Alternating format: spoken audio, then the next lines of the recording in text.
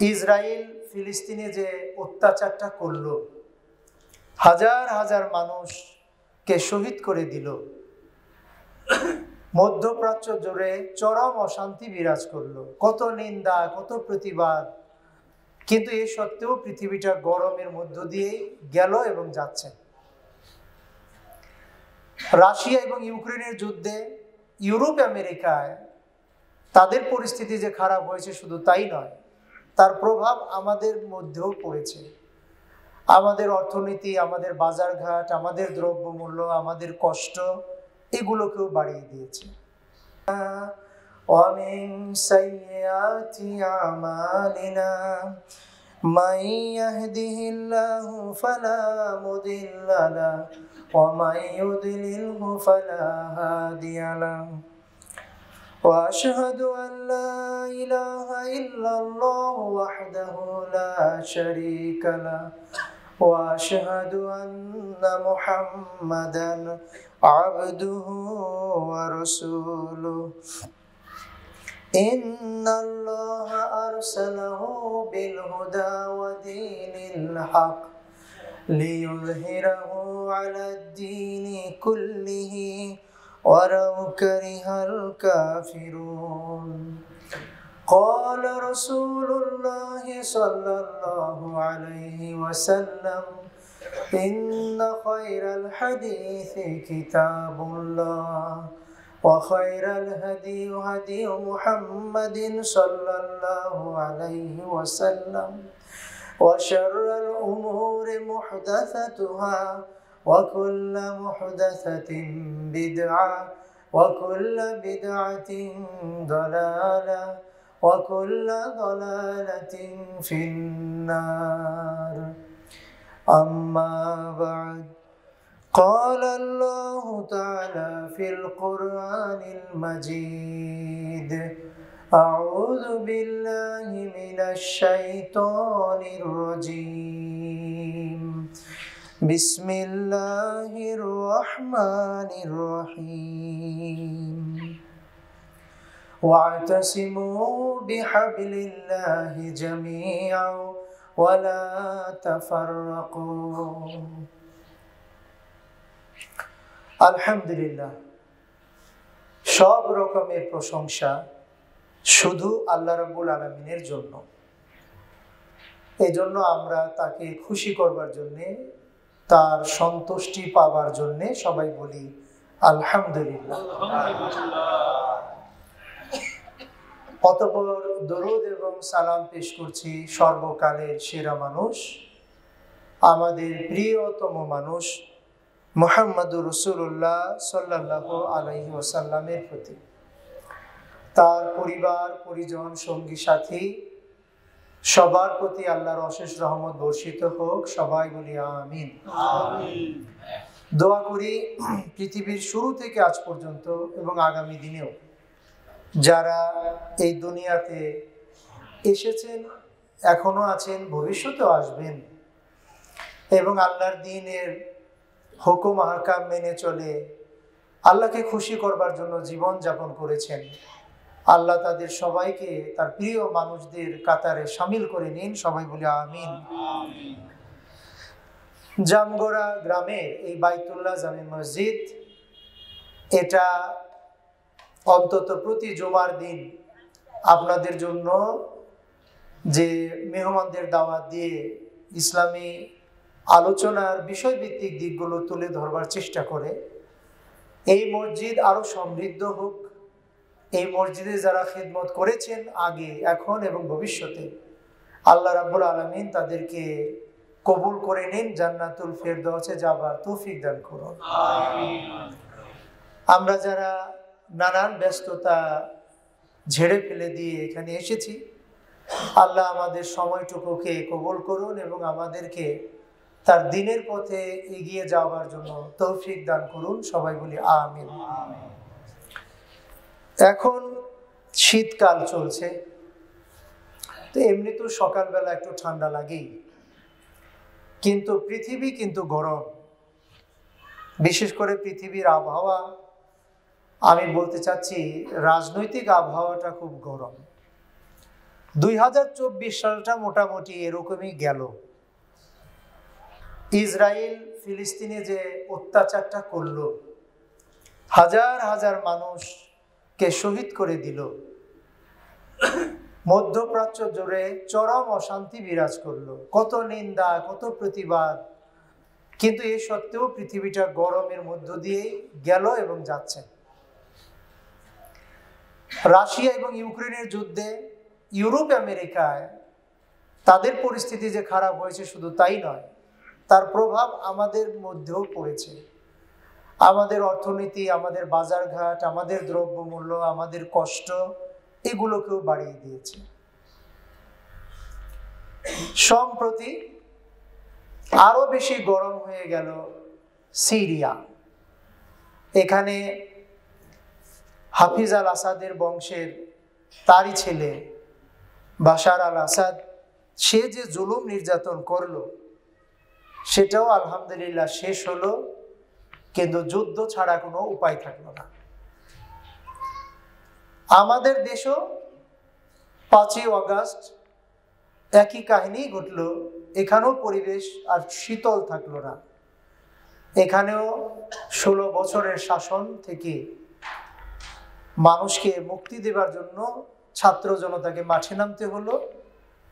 এবং আমরা জানি একটা লাশকে কত সম্মান করে কবরে দাফন করতে হয়, কিন্তু এই আশুলিয়া দাফন তো দূরের কথা, লাশগুলোকে পুড়িয়ে ফেলা হলো। এই যে পরিবেশ, এই কথাগুলো আমরা যখন আলাপ আলোচনা করি তখন আমাদের মুসল্লিদের মধ্যে নানান গ্রুপ তৈরি হয়।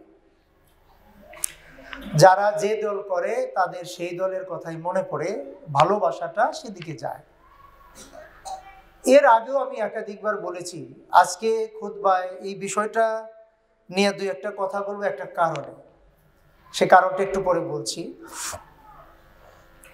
আল্লাহ রাব্বুল আলামিন সূরা রুমে একটা কথা বলেছেন, কুল্লু হিজবিম বিমা লাদাইহিম ফারিহুন। কুল্লু মানে সব, আমরা বলি কুল্লু খালাস, কুল্লু মানে সব।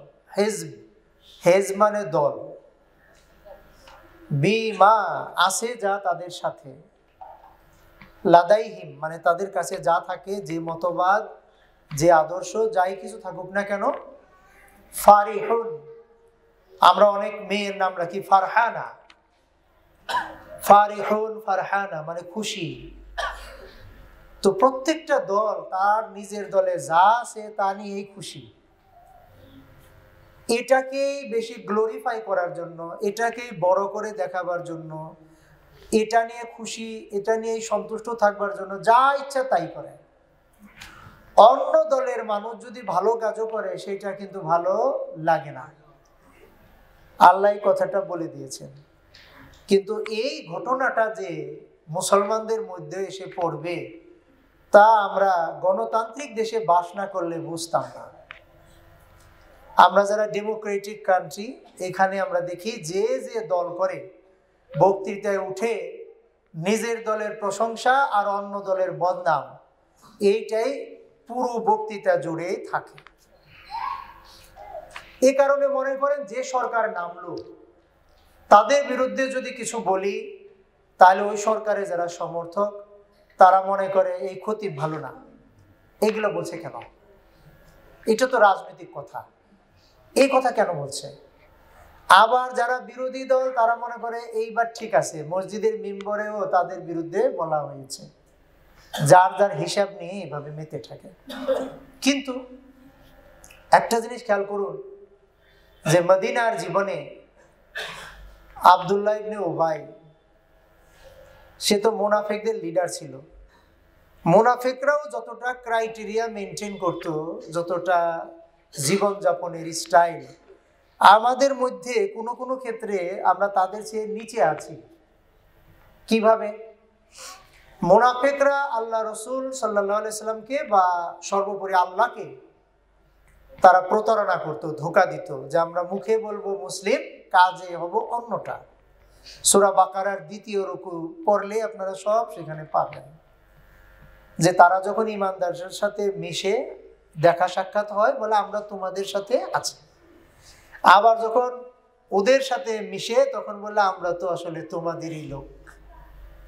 আবার ওদেরকে যখন মুমিনরা বলে খারাপ কাজ করো না, তখন বলে আমরা খারাপ কাজ করি, আমরাই তো আসলে সংস্কারবাদী, আমরা সংশোধন করি, আমরা খারাপ কাজ করলাম কবে?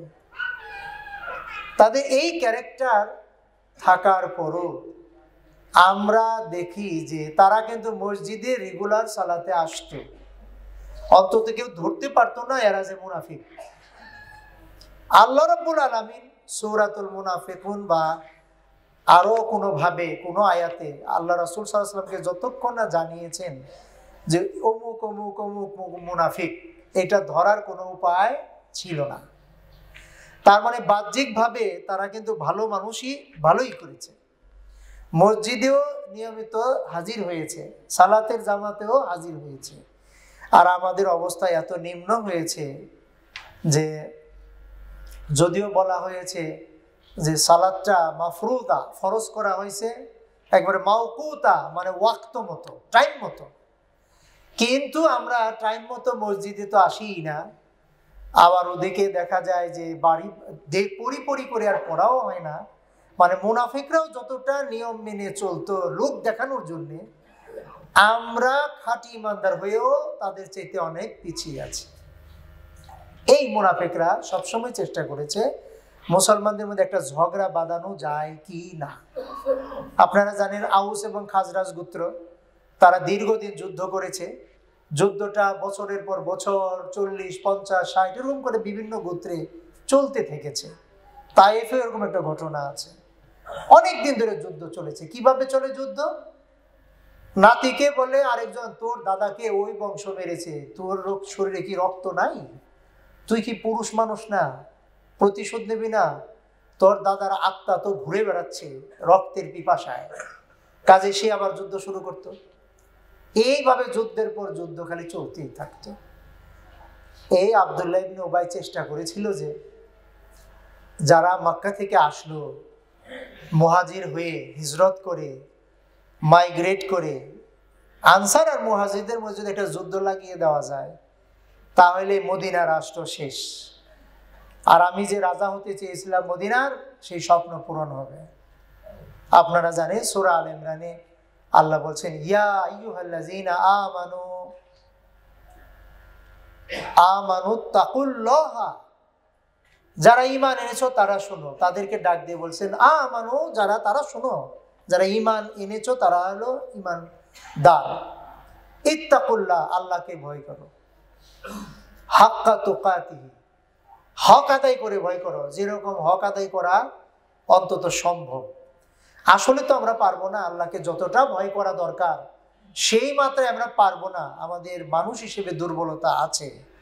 কিন্তু তারপরও যতটা হক আদায় করা সম্ভব তার জন্য চেষ্টা করে আল্লাহকে ভয় করা দরকার। ওয়ালা তামুতুন্না, আর তোমরা তামুত, মৌত থেকে তামুত, তোমরা মৃত্যুবরণ করো না, লা মানে না, ইল্লা ওয়া আনতুম মুসলিমুন, ইল্লা মানে ছাড়া, আনতুম মানে তোমরা, মুসলিমুন মানে মুসলিম, তোমরা মুসলমান না হওয়া ছাড়া মৃত্যুবরণ করো না। দেখেন এই আয়াতের পরে আল্লাহ রাব্বুল আলামিন কি বলছেন? ওয়াতাসিমু বিহাবলিল্লাহি জামিআও ওয়ালা তাফাররাকু। যদি আপনি খেয়াল করেন আয়াতটা, যে আল্লাহ বলেন যে মৃত্যুবরণ করো না তোমরা মুসলিম না হয়ে, তার মানে মৃত্যুর আগে আমাদেরকে মুসলিম হতে হবে। মৃত্যু যেহেতু জানি না কয়টার সময় হবে, তাহলে যখন থেকেই জানলাম তখন থেকে মুসলমান হিসেবে নিজেকে টিকিয়ে রাখার জন্য চেষ্টা তদবির করতে হবে। যখন থেকেই জানলাম। কিন্তু মুসলিম থাকবার জন্যে আমাদের দেশে আমরা যেভাবে ওয়াজ নসিহত করি, এই শীতের মৌসুমে তো সুন্দর সুন্দর জামা কাপড় পরা যায়, কারণ শীতের সময় জামা টামা গায়ে দিয়ে আরাম পাওয়া যায়, নতুন নতুন জামা। এই শীতের মৌসুমেই নতুন নতুন পিঠাও খাওয়া যায়। এইগুলোই হলো শীতের মৌসুম। এবং সাইবেরিয়া থেকে ওখানকার প্রচন্ড শীতের পাখিরা আমাদের কম শীতের দেশে এই জাহাঙ্গীরনগরের পাশে বা খাল বিল ডুবার নালায় আসবে। কিন্তু এই সময় আরো একটা বড় মৌসুম আছে, সেটা আপনারা টের পাচ্ছেন। সেটা কি? ওয়াজ মাহফিলের মৌসুম। শত শত মাহফিল হচ্ছে প্রতিদিন, শত শত উলামায়ে কেরাম ওয়াজ করেই যাচ্ছেন। শত শত রাজনৈতিক নেতারাও মঞ্চে এসে দাঁড়িয়ে কি সুন্দর করে টুপি মাথায় দিয়ে, পাঞ্জাবি গায়ে দিয়ে, পায়জামা পরে ইসলামের কথা বলছেন। এত কথা বলার পরও আমরা কেন শুধরাচ্ছি না? এত ওয়াজের পরেও কেন শুধরাচ্ছি না? আজকে বছরের শেষ মাস, সামনে 16ই ডিসেম্বর বিজয় দিবস। এইগুলো যুক্ত করেই কথা বলতে চাই যে বছরের যেহেতু শেষ মাস, এই মাসে সারা বছরে যত ওয়াজ আমরা শুনলাম তার একটা সামারি হওয়া দরকার, আগামী বছর যাতে আমাদের জীবনটা সুন্দর হতে পারে। যে কথা শুরু করেছিলাম যে এই যে এত ওয়াজ মাহফিল হচ্ছে, এই যে আমরা বিজয়ী হলাম কি জন্যে? যে আমরা এখন থেকে আর মানুষের গোলামি করব না, পাকিস্তানিরা আমাদের যা বলবে তাই করব না, আমরা স্বাধীনভাবে চলবো। বিজয়ী হলাম। বিজয়ী হওয়ার পরে 5ই আগস্ট আবার বিজয় আনতে হইল কেন? তাতে বোঝা গেল যে এই দেশ আর মাটি স্বাধীন করলে আমরা স্বাধীন হই না, দেশ আর মাটিকে বিজয় করলেই আমরা বিজয়ী হই না। যতক্ষণ পর্যন্ত না আমার নফসকে, আমার মনকে শত্রুর কাছ থেকে আমি মুক্ত করতে পারি, ততক্ষণ পর্যন্ত বিজয়ী আমি হব না। আজকে যদি শেখ মুজিবুর রহমান সাহেবের কথা, এই খুতবায় কথা বলি, তাহলে যারা অন্য দল করে তারা খেপে যাবেন যে আমি আবার আওয়ামী লীগ করি কিনা। কিন্তু দেখেন সেই সময়কার রাজনীতিকরা কতটা ভালো মানুষ ছিলেন। মানে আপনার দৃষ্টিতে, আমার দৃষ্টিতে তারা খারাপ, কিন্তু এর মধ্যেও তারা কতটা ভালো ছিলেন যে যদি দাদা বাবুরা আমাকে ভালো বলে তাহলে বুঝবে আমি দেশের দুশমন। এবং দাঙ্গা হাঙ্গামা মুসলমানদের বিরুদ্ধে যা হয়েছে তারা প্রতিবাদ করেছেন। আর ৭১-এর রক্তক্ষয়ী যুদ্ধের পরে দেশ স্বাধীন করলাম। তার আগে যে প্রথম স্বাধীন হলাম ৪৭ সালে, কি জন্য স্বাধীন হয়েছিলাম? পাকিস্তানের নাম কি? লা ইলাহা ইল্লাল্লাহ। এইটা ছিল স্লোগান। কেন ভারত থেকে আমরা আলাদা হচ্ছি? কারণ ভারতের হিন্দুরা আমাদের উপরে নির্যাতন করে। ৭০০ বছর ভারত শাসন করলাম, তারপরও ওদেরকে এত উদারতা দেখালাম, তারপরও ওরা এখন আমাদেরকে কচুকাটা করে, রায়ট লাগায়, দাঙ্গা লাগায়, কত কিছু লাগায়, আমাদের অধিকারটাই দেয় না। কাজে কি করতে হবে? দ্বি-জাতি তত্ত্ব, 2 নেশন থিওরি। মুসলিমদের জন্য আলাদা দেশ, হিন্দুদের জন্য তোমরা আলাদা থাকো। তোমাদের সাথে মিশে আর পারা যাচ্ছে না, এত উদারতা দেখিয়ে। স্বাধীন হলাম, সেই স্বাধীনতাকে আমরা কেউ পাত্তাই দিই না। কিন্তু তখন বলা হয়েছিল পাকিস্তান মানে কি? লা ইলাহা ইল্লাল্লাহ, যা আল্লাহ ছাড়া আর কোনো ইলাহ নাই।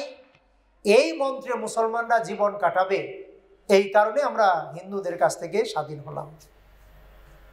তারা ভুলে গেলেন আমরা স্বাধীন হলাম, দেশ স্বাধীন হইল, মাটি স্বাধীন হইল, সরকার আলাদা হলো, কিন্তু লা ইলাহা ইল্লাল্লাহ মনের মধ্যে শাসকরা ওইভাবে গাঁথতে পারলেন না। যে কারণে শোষণ শাসন দুইটাই চলল। আবার ৭১-এ জাগতে হইল। ৭০ সালের নির্বাচনে যেখানে যিনি বিজয় হবেন তাকেই নেতা বানানোর কথা, না মানি না, গায়ের জোরের কথা, ইনসাফের বিরুদ্ধে বেইনসাফির কথা। আবার ৭১-এ হাতিয়ার তুলে নিলেন আমাদের মুরব্বীরা, স্বাধীন হলো। এবার ভাবলাম নিজের দেশ, নিজের মানুষ, এবার নিশ্চয়ই ভালো করে জীবনযাপন করা যাবে। কি হইল? ৭৫ পর্যন্ত যারা মুক্তিযুদ্ধ করলো তাদের অনেককেই মেরে ফেলা হলো, কারণ মতের ভিন্নতা ছিল। আপনাদের কাছে মনে হচ্ছে একটা রাজনীতির কথা বলছি, তা নয়। ৭৫-এ যে বিপর্যয় ঘটলো, এরপরে আমরা ভাবলাম এবার তো মুক্তি পেলাম, বেশ কিছুদিন ভালোই চললো। সংবিধানেও বিসমিল্লাহির রহমানির রহিম আসলো। এর আগে সংবিধানে বিসমিল্লাহ ছিল না। আবার আমাদের বিদায়ী প্রধানমন্ত্রী তিনি হিজাব করলেন, তসবিও নিলেন। আমরা ভাবলাম আমরা বোধহয় আবার লা ইলাহা ইল্লাল্লাহ ফিরে যাচ্ছি। 16 বছর শাসন করলেন, এরপরে কি হলো? মডেল মসজিদ করলেন, আরো অনেক কিছুই করলেন, কিন্তু আলেমরা তাদের ক্ষমতা হারালাম, মুক্তভাবে কথা বলতে পারলাম না। কত কিছুই হচ্ছে, কিন্তু সবকিছু যেন ফানুস, সবকিছু যেন ফাঁকা। অনেক পরিবর্তন হচ্ছে। আবারও আমরা 5ই আগস্টে হটাইলাম, এবারও যদি একই কাহিনী ঘটে যে আবারও মুসলমানদের মুসলমানিত্ব নিয়ে কোনো কিছু নাই, তাহলে বারবার খালি যুদ্ধই করব, নামাবো আর উঠাবো, আমাদের কোনো শান্তি আসবে না। প্রিয় ভাইরা, শান্তি কোত্থেকে আসবে? শান্তির জন্য আমরা যারা মুসলমান, যারা আমরা মুসলিম বাবার ঘরে জন্ম নিয়েছি, তাদেরকে আগে জানতে হবে আমার আপনার পরিচয়, পরিচয় এবং তার সাথে তার কাজ। এই দুইটা মিলাইলেই আপনি শান্তি পাবেন, দুইটা মিলাইলেই আপনার দায়িত্ব এবং কর্তব্য সম্পর্কে বুঝতে পারবেন। অনেক আগে একবার এই বিষয়টা আমি বলেছিলাম। আপনি তো আপনার পরিচয় জানেন। আল্লাহ রাব্বুল আলামিন বলছেন, ইন্নী জাইলুন ফিল আরদে খলিফা, আমি পৃথিবীতে প্রতিনিধি পাঠাতে চাই। যারা ওখানে গিয়ে জিনরা তো শয়তানি করলো, কিন্তু এমন একটা জাতি পাঠাতে চাই যারা ওখানে বসবাস করবে এবং সেখানে আমার নাম উচ্চারণ করবে। তাহলে আল্লাহ আপনাকে, আমরা বলি যে চোজেন, সিলেক্টেড, আপনাকে অত্যন্ত পছন্দ করে কিন্তু পৃথিবীতে পাঠিয়েছেন। কত জীব জানোয়ার আছে, একটা বাঘের সাথে আপনি পারবেন? সিংহের সাথে পারবেন? তিমি মাছ তো আপনাকে কখন হজম করবে আপনি টেরই পাবেন না। হাতি আপনাকে একটা লাথি দিলে কই গিয়ে পড়বেন খবর নাই। কিন্তু এত বড় বড় শক্তি থাকার পরও আল্লাহ আপনাকে পৃথিবী শাসনের জন্য পাঠিয়েছেন। নিজে থাকবেন, অন্যদের চালাবেন। এই পরিচয়টা আমরা ভুলে যাই কেন? আমি একজন রাজনীতিক হলাম, ক্ষমতায় গেলাম, যাওয়ার পরে লা ইলাহা ইল্লাল্লাহ মনে থাকে না কেন? যে আমার কিছু কাজ আছে। আল্লাহ রাব্বুল আলামিন জানিয়ে দিয়েছেন, যাদেরকে ক্ষমতা দেওয়া হবে তাদের তো 4টা কাজ করতে হবে। তারা সালাত কায়েম করবে, তারা জাকাত প্রতিষ্ঠা করবে, তারা সৎ কাজের আদেশ এইটা প্রতিষ্ঠা করবে, অসৎ কাজের নিষেধ এইটা প্রতিষ্ঠা করবে। সেই কাজ বাদ দিয়ে আমরা কি করছি? এগুলা আমরা কোন দিকে যাচ্ছি? সেই 47 থেকে শুরু করে এই 2024 সাল পর্যন্ত যারা রাজনীতি করেন তারা একটা বড় ভাবেন না যে আমরা কি কাজটি করছি। এই পরিচয়টা না বুঝবার কারণে এত অশান্তি, একজন আরেকজনকে মারি, হত্যা, খুন, ধর্ষণ, আরো কত কিছু হচ্ছে। এইসব থেকে বাঁচবার জন্য যারা আমরা মসজিদে আসি তারা কি মনে করি? বেশিরভাগ মনে করি এইটা, যে মসজিদে যাব, সুবহানাল্লাহ, আলহামদুলিল্লাহ, আল্লাহু আকবার, লা ইলাহা ইল্লাল্লাহ, শুধু এই কয়টা ওয়াজ শুনে আসবো, আর বাকিগুলোর চিন্তা নাই। এতে আমরা হয়ে যাচ্ছি সেকুলার মুসলিম। সেকুলার মুসলিম কি জানেন? সেকুলার মানে ধর্ম তোমার জায়গায় তুমি থাকো, আর আমি ব্যবসায়ী রাজনীতিক আমার জায়গায় আমি থাকি। ইউরোপে খ্রিস্টান পাদ্রীরা রাজনীতিকদের নিয়ন্ত্রণ করত। কিভাবে নিয়ন্ত্রণ করত? যদি পাদ্রী না বলতো বৈধ শাসক, তাহলে শাসক হইতে পারতো না। রানী এলিজাবেথের সময় এই কাহিনী ঘটেছে। রানী এলিজাবেথ বহু যন্ত্রণা পুষাইছে এই খ্রিস্টানদের মাযহাবী দ্বন্দ্বের কারণে। এই জন্য তাদের মধ্যে 3টা মাযহাব, পিউরিটান, প্রোটেস্ট্যান্ট এন্ড ক্যাথলিক। 3 মাযহাবের জাতা করে রানী এলিজাবেথের সমস্যা হয়েছে। এরপরে ইউরোপিয়ানরা ভাবলো ধর্মকে আলাদা রাখো আর রাজনীতিকে আলাদা রাখো। আপনি যখন আখের রস খান, আখ থেকে যখন রসটা টেনে নিয়ে যান, আখের থাকে কি? আখের মধ্যে যখন রস থাকে ওটা এমন শক্তিশালী লাঠি হয়, ওটাতে পিটানো যায়, ভালোই পিটানি দেওয়া যায়। কিন্তু যখন রসটা টেনে নিয়ে যান, এরপরে ওটা থেকে পিটানো যাবে? ওরই তো খবর নাই। ও তোলার মতো নরম হয়ে যায়, হেলে দুলে পড়ে। তো যখন আপনি একটা জীবন থেকে রাজনীতি অর্থনীতি টেনে আলাদা করে দিবেন আর ধর্মকে মসজিদে বা গির্জায় ঢুকিয়ে দিবেন, তখন আমার আপনার অবস্থা হবে আখের সুব্রার মতো। হয়েছেও তাই। এখন মিম্বরে দাঁড়িয়ে যত নিশ্চিত করি, রাজনীতিবিদরা আমাদের পাত্তাই দেয় না। কবিতা বলেছিলেন বাদশাহ আলমগীর, শিক্ষকের কি মর্যাদা, কিন্তু আজকে শিক্ষকের কি মর্যাদা? স্যারকে দেখলে আসসালামু আলাইকুম স্যার, এইটুকু শেষ। একজন রাজনীতিককে যেরকম ভয় পান, শিক্ষককে সেরকম ভয় পান? একজন হুজুরকে সেরকম ভয় পান? একজন ইমামকে সেরকম ভয় পান? জীবনটা এমন করে দিল কে? সেকুলারিজম। ইউরোপ থেকে আমরা বাংলাদেশে আমদানি করেছি, আসছে ভারতে, এরপরে আমাদের ঘাড়ে। নাম কি? ধর্ম নিরপেক্ষতাবাদ। ধর্ম নিরপেক্ষতাবাদ। নিরপেক্ষ অর্থ বুঝেন? আপনি তো মনে করেন নিরপেক্ষ মানে কি এই পক্ষেও না এই পক্ষেও না, তাহলে আপনি কোন পক্ষে? একটা হলো অধর্ম আর একটা হলো ধর্ম। আপনি কোন পক্ষে না, তা আপনি কোন পক্ষে? যারা সায়েন্স পড়েছেন, সায়েন্স, চুম্বকের ধর্ম বুঝেন? পজিটিভ আর নেগেটিভ, যেটাকে বলে চার্জ নিরপেক্ষ। এটার মানে কি? এই পজিটিভও না নেগেটিভও না, মানে তার জীবন থেকে ধর্ম নিরপেক্ষ মানে কি? যে ধর্ম মসজিদে তুমি থাকবা, এই আমাদের এখানে কোনো ওয়াজ করার দরকার নাই, তোমার কথা আমরা শুনবো না। তাহলে আমি যে রাজনীতি করব, আমি যে অর্থনীতি চালাবো, ব্যাংক চালাবো, তাহলে আমার জীবনটা কি হবে? আমার এখান থেকে ধর্মের রসটি নিয়ে মসজিদে রেখে দিবে, আর বাকি মানুষটা আমি হচ্ছি একটা খোলস, একটা কঙ্কা, একটা আখের ছুবরা। তাই তো দাঁড়িয়েছে। আপনি জানেন সুদের কি ভয়াবহ গুনাহ? আমি জানি হারাম খেলে ইবাদত কবুল হয় না, কিন্তু মসজিদে তো ঠিকই আসি, ওমরায়ও যাই, হজেও যাই, হারামও খাই। তামাশা নাকি এগুলো? এটা তামাশা জোড়া দিয়েছি জীবন নিয়ে আমরা। হারামও খাই আবার আশাও করি। কেন? ওই হাদিস তো সবাই জানেন যে হারাম জিনিস দান করে সওয়াবের আশা করলেও গুনাহ। এই ওয়াজ সবাই জানেন যে হারাম থেকে কামাই করে সেটা দান করাও সওয়াবের আশায় দান করা যাবে না, কিন্তু এমনি এমনি দান করা যাবে। যেমন সুদের টাকা জমা হয়েছে আপনার হিসাবে, ওটা এমনি এমনি করে দেন, কিন্তু আল্লাহর কাছে সব চাইেন না। এই ফতোয়া জানেন।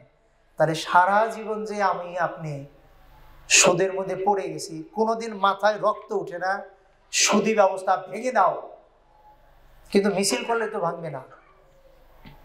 এই জামগড়ার রাস্তা অবরোধ করলেও তো ভাঙবে না। তাহলে ভাঙার উপায় কি? যে রাজনীতিকরা তারা যখন আসে কোনো জায়গায়, দেখতাম স্কুলের ছাত্রীদেরকে লাইন ধরায় দাঁড়াইয়া অথবা তাদের দিয়ে ফুল দিয়া বরণ করতে হইতো। মনে পড়ে নাই তখন যে কি করতেছেন আপনি? এটা এই যে মেয়েদেরকে পর্দায় রাখার কথা, আপনি এটা কি করতেছেন? আপনি একটা খেলাধুলার উৎসব শুরু করবেন বলে এত নাচানাচি। ধরেন আমাদের জাতীয় ক্রিকেট ফুটবল টিম খেলা একটা উদ্বোধন হবে, অমুক টুর্নামেন্ট, সেই টুর্নামেন্টের সময় কি নাচ গান, কি ধুমধাম চলে। আবার এখন কি হয়েছে? ক্লাস পার্টি প্রত্যেকটা স্কুলে হচ্ছে না? কেক কাটছে, হ্যাপি বার্থডে টু ইউ বলছে, নাচানাচি করে কি ধুমধাম। আমি কালকে ফেসবুকে হঠাৎ করে দেখলাম ধামরাইয়ের একটা স্কুল অ্যান্ড কলেজে কি নাচ। হঠাৎ ওখানে একটা অ্যাড আসলো, পড়া দেখলাম কোথায়? অমুক স্কুল অ্যান্ড কলেজ, মুসলমানের, হিন্দুর না। তাহলে জীবনটা কোথায় গিয়ে দাঁড়াচ্ছে বলেন তো? এই যে আমরা স্কুলে শিক্ষা গ্রহণ করছি, রাসূলুল্লাহ সাল্লাল্লাহু আলাইহি ওয়াসাল্লাম বলছেন তলাবুল ইলমি ফারিদা আলা কুল্লি মুসলিম, জ্ঞান অর্জন করা ফরজ, একজনও বাদ না। নারী, শিশু, পুরুষ, বৃদ্ধ, একজনের কথাও বাদ দেওয়া হয় নাই, সবার জন্য ফরজ। ভাত খাওয়া যেমন শরীরের জন্য ফরজ, মানে খাবার খাওয়া ফরজ, না খেলে পড়ে যাবেন। জ্ঞান ইলম হলো আপনার আমার জন্য এরকম ফরজ, তাও আল্লাহর পক্ষ থেকে ফরজ। আল্লাহ নিজে বললেন আউযু বিল্লাহি মিনাশ শাইতানির রাজিম, ইকরা বিসমি রাব্বিকাল্লাযী খালাক, পড়বা যে তোমার রবের নামে পড়ো, বিসমিল্লাহ বলে পড়ো, যিনি তোমাকে সৃষ্টি করেছেন। তো এই যে স্কুল চলছে, এই যে ইংলিশ মিডিয়াম চলছে, কই জনগণ তো কেউ কিচ্ছু বলে না। জনগণ তো কেমন যেন এখান থেকে ওয়াজ শুনছে, ওখানেও ভালোই আছে। কি লাইফ না সেকুলার লাইফ? সেই সেকুলারিজম আমাদের সংবিধানের মধ্যে লেখা, ধর্ম নিরপেক্ষ নাকি আমরা। তার মানে আমি ধর্মের পক্ষে না? কোত্থেকে কি আমদানি করা হয়? তো আমাদের জনগণ শুধু দেখলো রাস্তা ভালো হলো না, মিছিল করলো, বিদ্যুৎ না এলাকায় মিছিল করলো, কিন্তু শিক্ষা, সংস্কৃতি, অর্থনীতি, রাজনীতি পুরাটাই অমুসলিম স্টাইলে চলছে। কই কিচ্ছু তো বলেন না কেন? এগুলা মনে হয় জীবনের বাইরে। শুনেন এবার একটা সামারি করি আমরা জীবনের জন্য। অ্যাজ এ মুসলিম, আমরা মুসলমান হিসেবে আমাদের কাজটা কয় ভাগে ভাগ করতে পারি? নাম্বার 1 পার্সোনাল, ব্যক্তিগত। ব্যক্তিগত জীবনে আমরা যত ওয়াজ শুনি, সুবহানাল্লাহ, আলহামদুলিল্লাহ, আল্লাহু আকবার, লা ইলাহা ইল্লাল্লাহ, আমাদের জিকির করতে হবে। সকালে সন্ধ্যায় ইখলাস, ফালাক, নাস এগুলা জিকির করতে হবে। আজকারু সাবা, আজকারুল মাসা, আজকারু কাবলান নৌম, আজকারু বাদাস সালা, এগুলা সব জিকির করতে হবে।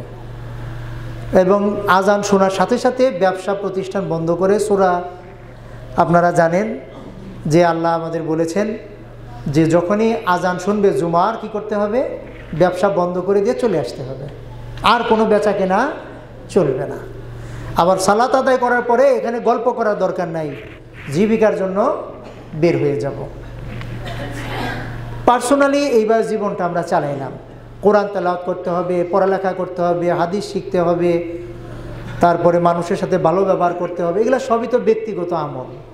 মাজারে যাওয়া যাবে না, শিরক করা যাবে না, বিদাত করা যাবে না, মিলাদ করা যাবে না, সবই ব্যক্তিগতভাবে আমি আমাকে আপনাকে গঠন করব। এগুলো সবাই করতেছি তো নাকি? ইনশাআল্লাহ। আল্লাহ সবাইকে তৌফিক দান করুন। আমাদের জীবনে এই একটা পার্ট, পার্সোনাল লাইফ। আমি কি পোশাক পরবো, পোশাকটা কি টাকনুর নিচে যাবে নাকি উপরে থাকবে, টাকনুর নিচে গিয়া কি জাহান্নামে আবার জ্বলবো কিনা, এই সিদ্ধান্ত আমি আপনি ব্যক্তিগতভাবে নিতে পারি। আমি ময়লা পোশাক পরবো কিনা, ময়লা চুলে থাকবো কিনা, নাকি একটু পরিষ্কার থাকবো, পরিচ্ছন্ন থাকবো, দাঁত ব্রাশ করবো কিনা, মেসওয়াক করবো কিনা, এগুলো অনেকগুলো আমল আমাদের ব্যক্তিগত জীবনে আছে। ব্যক্তিগতভাবে আমি আপনি তৈরি হলাম, যেমন সোলজাররা তৈরি হয়, তাদেরকে ট্রেনিং দিয়ে এক একজন সোলজার তৈরি করা হয়। সেকেন্ড স্টেজে আসেন পরিবার। পরিবারের প্রতি এবার আপনার হক। আপনি তো এখন ভালো মানুষ হয়ে গেলেন, এই আমলগুলো সব করলেন, এখন পরিবারের প্রতি মা বাবা তাদের প্রতি আপনার কেমন শ্রদ্ধা থাকা উচিত? বাবা হলেন জান্নাতের দরজার মধ্যে মেইন গেট, আসওয়াতু আবওয়াবিল জান্নাহ। সেই মেইন গেটটা যদি আপনি ভেঙে ফেলেন তো আপনি শেষ, আর সেই মেইন গেটটা যদি যত্ন করেন তাহলে আপনি সাকসেসফুল। এখন বাবার সাথে আমি আপনি কীরকম আচরণ করব, বাবাকে কীরকম সম্মান করব? মা, সেই মা, বাবা খুশি হইলে আল্লাহ খুশি হয়। আর মার জন্য 3 বার বলা হয়েছে, হে আল্লাহ রাসূল সাল্লাল্লাহু আলাইহি ওয়াসাল্লাম, কার প্রতি আমি সদাচরণ করব? উম্মুকা, আবার কার প্রতি? উম্মুকা, তারপরে উম্মুকা, তারপরে আবুকা। সেই মায়ের সাথে কেমন আচরণ করি? তাদের প্রত্যেকের অধিকার এমন না যে নফল, সেই অধিকারগুলো ফরজ। ওয়ালা তাকুল উফ, আল্লাহ বলছেন তাদেরকে উফ এটাও বলো না। মানুষ বিরক্ত হলে বলে না উফ। বাংলাদেশে উফ বেশি বলে, যারা একটু শিক্ষিত তারা উফ বলে। এই উফ বলেন এই শব্দ উচ্চারণ করাও নিষেধ। তাহলে রেগে মেগে কথা বলা কি জায়েজ হতে পারে? যখন ওয়াইফের সাথে আর শাশুড়ির সাথে ঝগড়া হয় তখন আমরা কি করি? ওয়াইফ যত কান পড়া দেয় সেগুলো শুনি, মায়ের সাথে খারাপ আচরণ করি। কিন্তু দরকার ছিল মায়ের সাথে কাউন্সিলিং করা, যে মা আসলে ঘটনাটা হয়েছে কি, বউটা কি করেছে, তারও কিছু অধিকার আছে, তোমার তো বিশাল অধিকার আছে। এইভাবে যে কাউন্সিলিং না করে সংসারে একটা অশান্তি আগুন ধরে যায়। বাবার প্রতিও তাই, বৃদ্ধ বাবা খেটে মরে, ছেলের নাকি অনেক টাকা পয়সা, তাহলে মা বাবার প্রতি যে অধিকার, তারপরে বোন ভাই তাদের অধিকার নাই?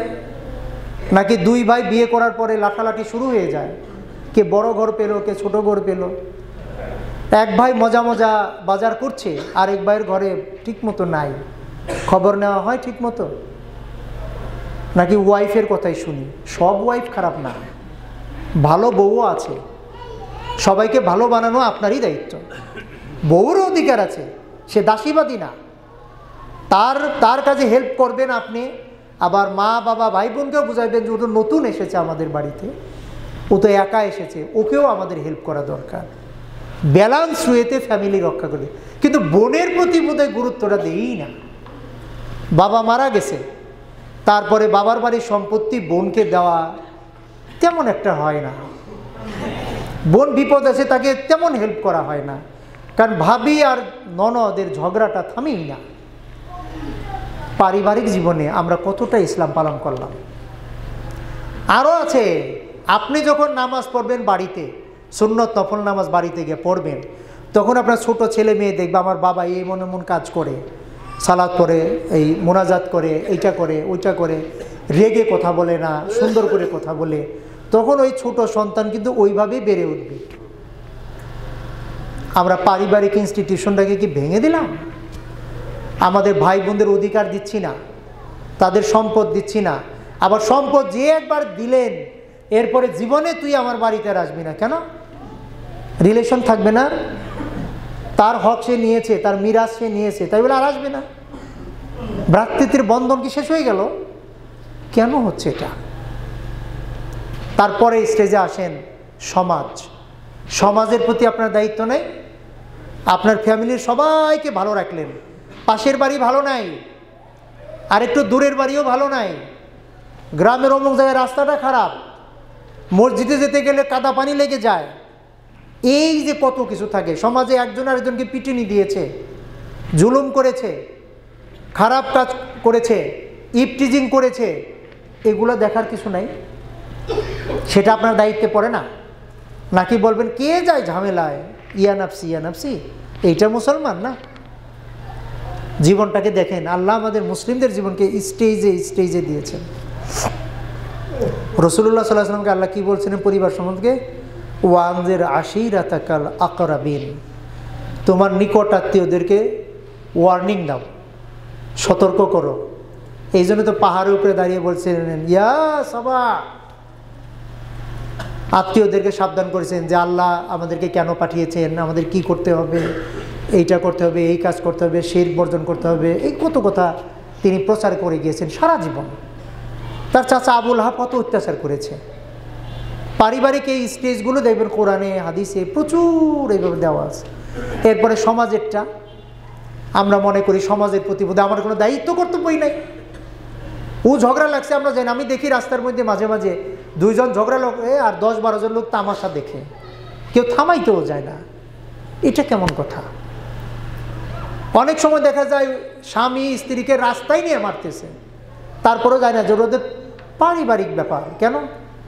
সমাজকে ক্লিন রাখতে হবে, এটার নাম মুসলমানিত্ব। সমাজ থেকে এবার আসেন রাষ্ট্র। আর রাষ্ট্রের জন্য আপনার কিছু করার নাই না?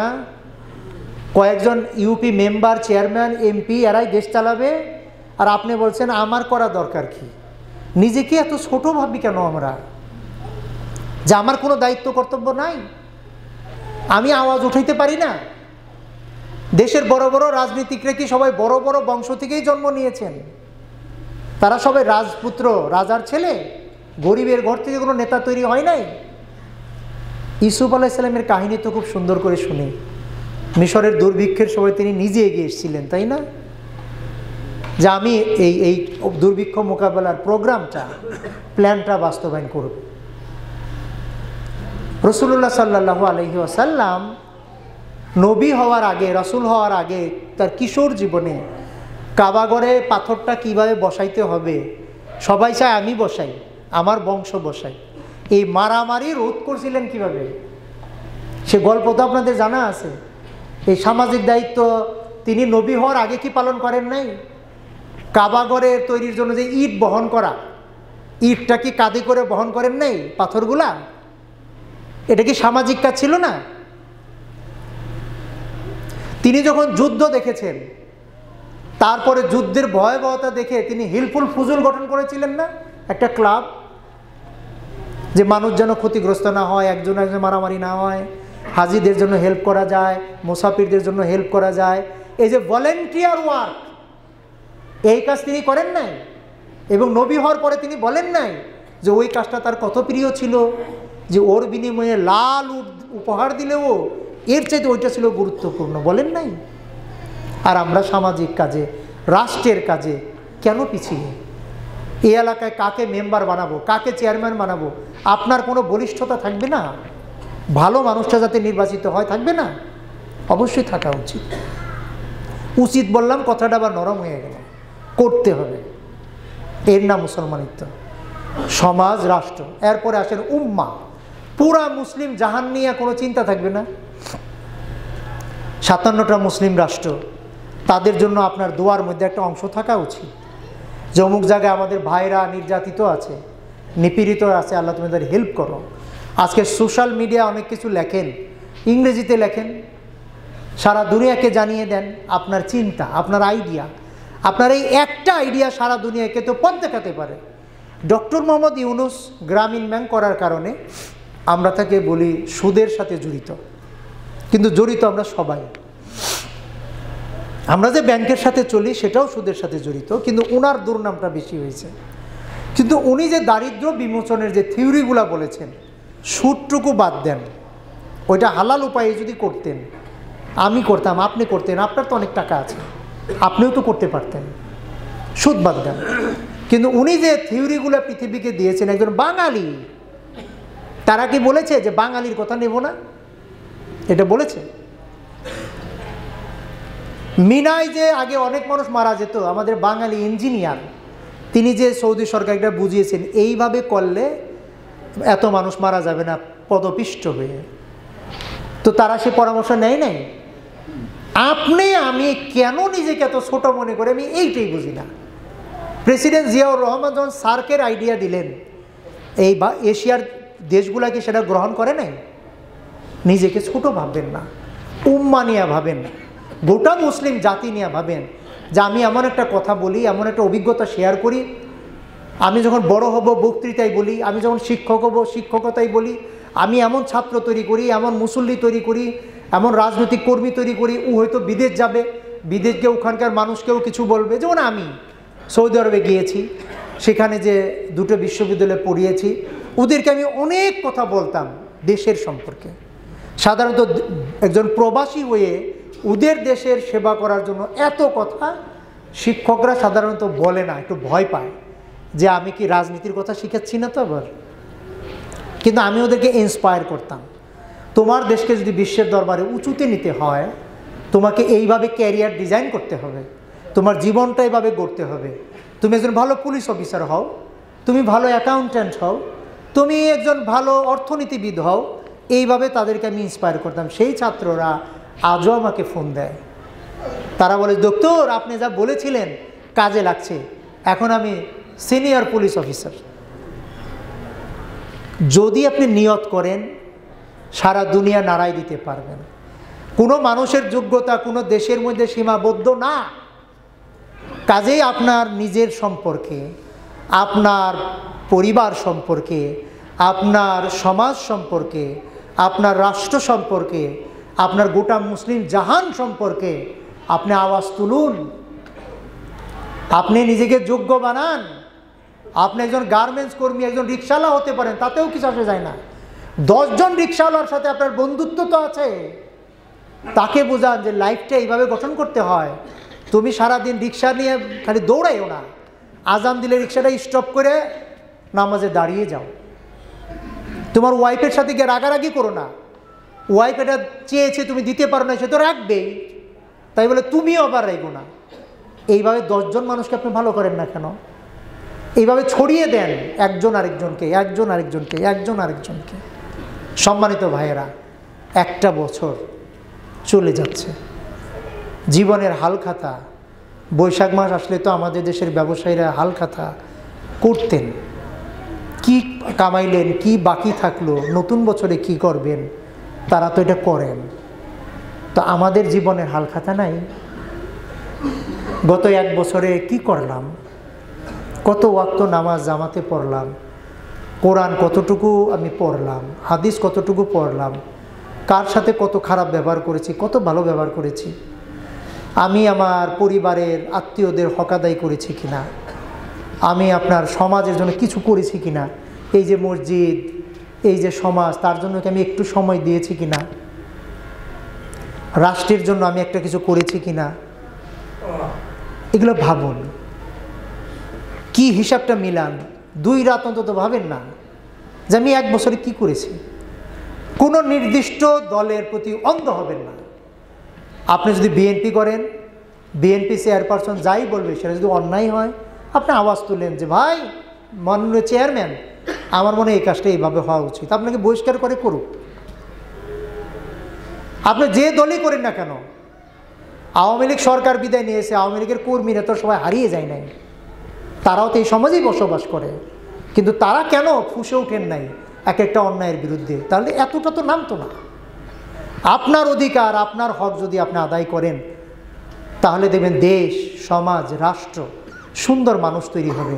নাহলে বারবার 47, 71, 2024 আসবে, সমাজ ভালো হবে না। মিছিল করতে বলছি না, একজন একজন করে কাজ শুরু করেন। একজনকে টার্গেট নেন, 5 জনকে টার্গেট নেন যে আমি প্রতিদিন 2 ঘন্টা সময় আল্লাহর রাস্তায় ব্যয় করব। না হলে আমাদের জীবনে পরিবর্তন আসবে না। সূরা আসর আপনাদের মুখস্থ আছে নিশ্চয়ই। আউযু বিল্লাহি মিনাশ শাইতানির রাজিম, ওয়াল আসর। আল্লাহ বলছেন সময়ের কসম। আল্লাহ কার কসম খাবেন? আল্লাহই তো সর্বশ্রেষ্ঠ। আল্লাহ কসম করেন আমাদের বিশ্বাস করানোর জন্য, আল্লাহর কসম করতে হয় না। কিন্তু আমরা যেন আবার অন্য জিনিসের কসম না খাই। অনেকে হুট করে ছেলের মাথার উপরে কসম খায়, মেয়ের মাথার উপরে কসম খায়, এগুলো জীবনে করবেন না। এই ধরনের কসম চলবে না। আল্লাহ বলছেন ওয়াল আসর, সময়ের কসম। এখন সময়ের রচনা তিনি বলছেন না, তবে এখান থেকে বোঝা যায় পৃথিবীর ইতিহাস বলে আল্লাহ রাব্বুল আলামিন এখন যা বলছেন তা আসলেই এরকমই। ইন্নাল ইনসানা, সব মানুষ, ইনসান, ইন্না নিশ্চয়ই, লাফি খুস, নিশ্চয়ই মানুষেরা ক্ষতির মধ্যে পড়ে গেছে, ক্ষতিগ্রস্ত। ইতিহাস তাই বলে। ইল্লাল্লাযিনা আমানু, যারা ঈমান এনেছে তারা ছাড়া। ঈমান আনা মানে কি? 6টা বিষয়ের ঈমান জানা এবং সেইভাবে মানা। আমরা ঈমানের সংজ্ঞা বুঝি এইভাবে, ঈমান আনলেই আমল করতে হবে। ঈমান আর আমল 2 জিনিস না। ঈমানের সাথে আমলটা অ্যাটাচড। আপনি বলেন লা ইলাহা ইল্লাল্লাহ, আজান দিল, মসজিদে আসলেন না, তাহলে এটার ঈমানই হয় নাই। বুখারী শরীফ পড়ে দেখেন যে ভালো ঈমানদার কে? যে মানুষকে খাবার খাওয়ায়। ভালো ঈমানদার কে? যে মানুষকে সালাম দেয়। তার মানে কি? ঈমানের সাথে আমলগুলা যুক্ত। তাইলে এরকম ঈমান হতে হবে, যারা ঈমানদার হয়েছে তারা ক্ষতির মধ্যে না। ও আমিলু সলেহাত, ঈমানের সাথে সাথে আমলে সলে, নিজেকে শুদ্ধ করার, পরিবারকে শুদ্ধ করার, সমাজকে শুদ্ধ করার, রাষ্ট্রকে শুদ্ধ করার, সৎপথে পরিচালনা করার কাজগুলো যারা করে তারা। এই 2টা। ওয়া তাওয়াসাউ বিল হক, দ্বীনে হক যেটা আছে আমাদের দ্বীন ইসলাম, এই পথে মানুষকে ওসিয়ত করবে। ওসিয়ত কিন্তু গুরুত্বপূর্ণ বিষয়। একজন মানুষ যখন মারা যায় ওসিয়ত করে যে বাবা এই জমিটা রেখে গেলাম, এটা মসজিদে দিয়ে দিও। ছেলে এই ওসিয়তটা মানে, বাবা ওসিয়ত করেছে, এটা অমান্য করা যায় না। ওই রকম গুরুত্বপূর্ণ মনোযোগ দিয়ে আপনাকে আরেকজন ভাইকে, বন্ধুকে, পরিবারের সদস্যকে ওসিয়ত করতে হবে, এটা করো, এটা দ্বীনে হক, এটা দ্বীন ইসলাম, এই কাজগুলো করো। দরদ দিয়ে, আন্তরিকতা দিয়ে, সময় দিয়ে, হুট করে না, কার্যকরভাবে, ইফেক্টিভলি ওসিয়ত করতে হবে। ওয়াতাওয়াসাউ বিসবর, সবাই যাতে সবরের মাধ্যমে এই কাজগুলা করি সেটারও ওসিয়ত করতে হবে। সবর কি? ধৈর্য। ধৈর্য কি? ভেঙে না পড়া। বিপদ আসছে সরে গেলেন, এটা ধৈর্য হইল না। হতাশা আসছে সরে গেলেন, এটা ধৈর্য হইল না। ধৈর্য হলো কন্টিনিউ করতে হবে, চালিয়ে যেতে হবে, বিপদ আসুক আর যাই আসুক। এই যে 4টা কাজ আল্লাহ রাব্বুল আলামিন বলেছেন, নিজেকে ইমানদার বানাতে হবে, সৎকর্মশীল মানুষ বানাতে হবে, মানুষকে ওসিয়ত করতে হবে দিনের পথে, আর ধৈর্যের সাথে নিজেও চলতে হবে, অন্যদেরকেও চালাতে হবে। মাত্র 4টা কাজ। এই 4টা কাজ যদি এই গেল বছর না করে থাকি, আসুন আমরা করি। এই যে জানুয়ারি চলে আসতেছে, শপথ নিন, নিজে নিজে প্রতিজ্ঞা করুন, প্রমিস করুন, আল্লাহ যা করেছি আস্তাগফিরুল্লাহ, আল্লাহ হক আদায় করে কাজ করতে পারিনি, আস্তাগফিরুল্লাহ। রাতে আল্লাহর কাছে মাপ চাই, আস্তাগফিরুল্লাহ, রব আমাকে আগামী বছরটা সুন্দরভাবে চালাবার তৌফিক দাও।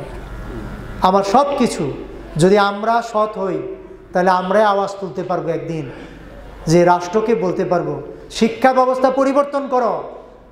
সৌদি আরবে যদি একরকম শিক্ষা থাকতে পারে, সায়েন্স পড়ুক, আর্টস পড়ুক, কমার্স করুক, সেখানে কোরআন থাকে, হাদিস থাকে, ফিকা থাকে, সব থাকে, আমার দেশে কেন হবে না? আমার দেশে কেন মাদ্রাসা আলাদা, স্কুল আলাদা? এক ধারায় শিক্ষা ব্যবস্থা দিতে হবে। এটা যদি জামগড়াই থেকে আওয়াজ তুলি, 1 লাখ লোক সমবেত হয়ে সাভার থেকে করি, তাহলে না সরকার বাধ্য হবে।